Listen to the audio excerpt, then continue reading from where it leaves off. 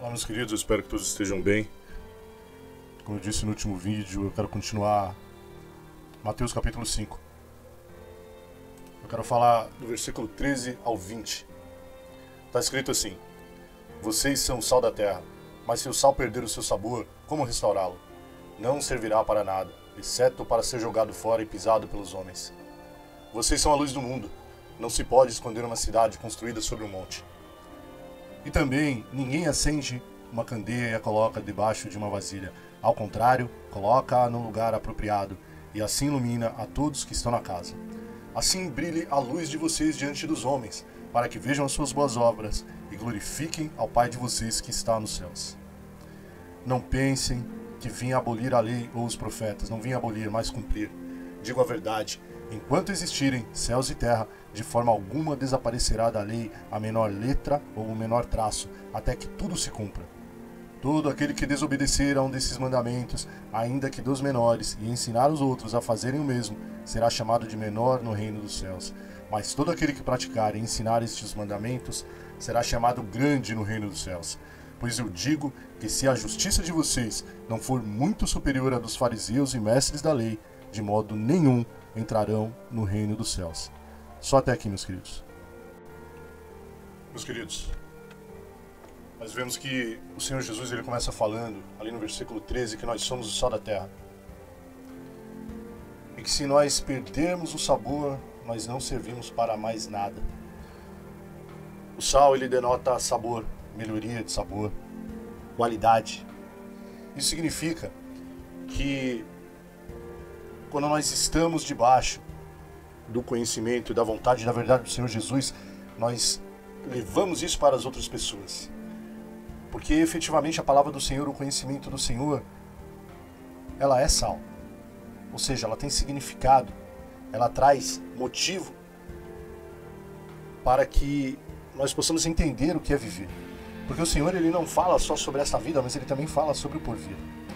E se nós que conhecemos essa palavra não fomos sal, nós também não serviremos para mais nada. Ele continua dizendo que nós somos a luz do mundo. Cristo tem a verdade, Cristo traz a verdade, a palavra do Senhor na boca daquele que é temente a Deus, ela é luz para esse mundo. Ele diz que quando você tem esse conhecimento, você não pode retê-lo. Ele diz que não se pode esconder uma cidade construída sobre um monte, ou seja, quando você é esse conhecimento, quando você tem esse conhecimento, você fica evidente no meio das pessoas.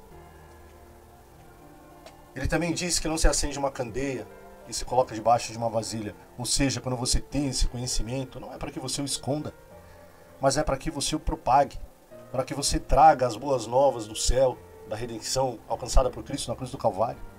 Ou seja, ele diz que ela deve ser colocada num lugar apropriado, para que assim ela ilumine a todos os que estão na casa, ou seja, a todos a quem ela chegar.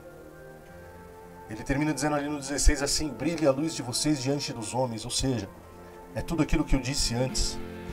Nós, quando buscamos seguir aquilo que Cristo nos ensinou, nós brilhamos diante dos homens. Brilhamos de que forma? Quando nós fazemos as boas obras que o Senhor nos ensinou, e quando nós ensinamos as pessoas que essa é a vontade do nosso Pai que está nos céus. Ele ainda fala também sobre o cumprimento da lei, ou seja, Êxodo capítulo 20. Onde está isso? Em Êxodo capítulo 20, os 10 mandamentos. Aqueles mandamentos que foram dados a Moisés. Eu não quero entrar no detalhe da lei e da graça. Mas nós sabemos que a lei aponta para Cristo, e Cristo é graça. Porque está escrito que só existe um meio de nós nos salvarmos, que é através do sangue de Cristo.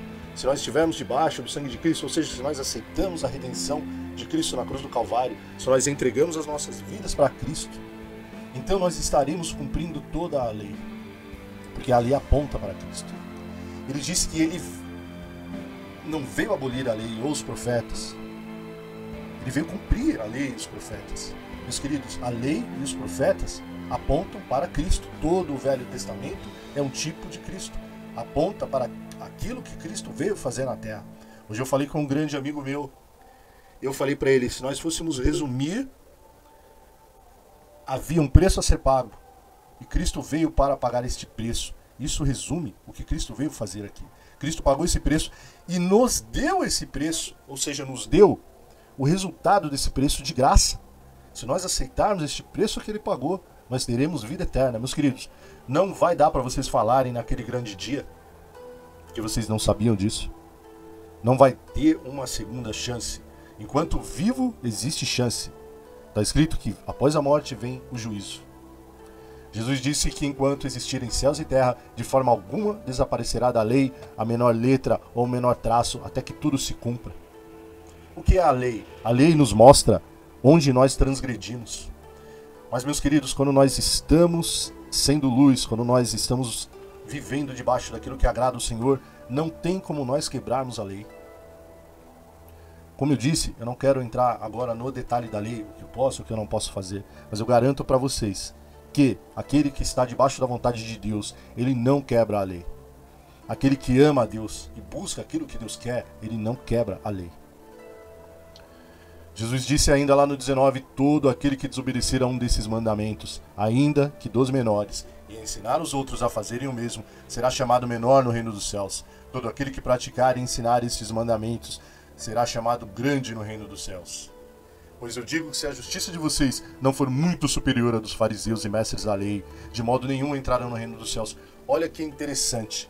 Se nós fôssemos parar para olhar e pensar, puxa vida, os fariseus, os mestres da lei, eles eram terrivelmente, altamente entendidos na lei. E em teoria, eles seguiam a lei, mas não era assim. Era só da boca para fora. Eles conheciam a lei e eles exigiam que a lei fosse cumprida, mas eles mesmos não cumpriam a lei. Eles mesmos ignoravam a lei. Eles eram uma coisa diante dos homens, mas eram outra coisa quando os homens não os viam. Eles eram corruptos, mentirosos, só estavam interessados naquilo que a carne deles precisava. Isso tanto é verdade que o Senhor Jesus foi escândalo para eles. O Senhor Jesus afrontou tudo que eles eram simplesmente pelo fato de falar a verdade. Então, meus queridos, se vocês buscam a verdade, vivam a verdade em cada segundo da existência de vocês, não só quando as pessoas estão olhando, mas busquem viver isso quando ninguém está olhando. Porque vocês, como o Senhor Jesus disse, vocês têm que ser luz no mundo. Vocês têm que ser sal. Se vocês derem um mau testemunho, como vocês serão luz? Como vocês brilharão? Como vocês glorificarão o nome de Deus que está no céu se vocês derem um mau testemunho?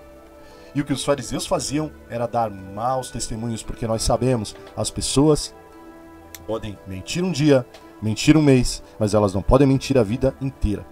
Então, meus queridos, mais uma vez eu peço para vocês, leiam Mateus capítulo 5, Sermão do Monte. Ali vocês vão ter um ótimo manual de como proceder, de como viver na terra como cristãos, se é que vocês desejam serem cristãos. Meus queridos, a vida, ela passa rápido. A vida é como acordar de um sonho. Ontem, um conhecido meu faleceu. Que Deus o tenha em bom lugar. Eu estava limpando a minha lista telefônica, pessoas que não falam mais comigo, às vezes eu faço isso, eu vou lá e limpo a minha lista telefônica. E eu percebi que haviam 5 pessoas naquela lista que já haviam falecido.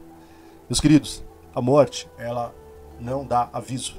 E está escrito que após a morte virá o juízo. Está escrito que todo joelho se dobrará e toda língua confessará que só o Senhor é Deus. Meus queridos, que você confesse isso ainda em vida, para que você não tenha que confessar naquele dia em que você não terá mais como ser salvo. Amém? Que Deus possa abençoar a vida de cada um de vocês nesse mundo maravilhoso do nosso Deus. Que Ele possa dar uma semana abençoada para vocês. Que Ele possa fazer o rosto dele resplandecer sobre a vida de vocês. Que Ele possa se lembrar do desejo do coração de cada um de vocês e que Ele possa conceder aquilo que foi bênção para vocês. Meus queridos, aprendam aquilo que não for bênção. Que vocês tenham maturidade para falar, Senhor, o que não é bênção não traga. Traga só o que for bênção para a minha vida. Amém? Até o próximo vídeo, se Deus assim permitir.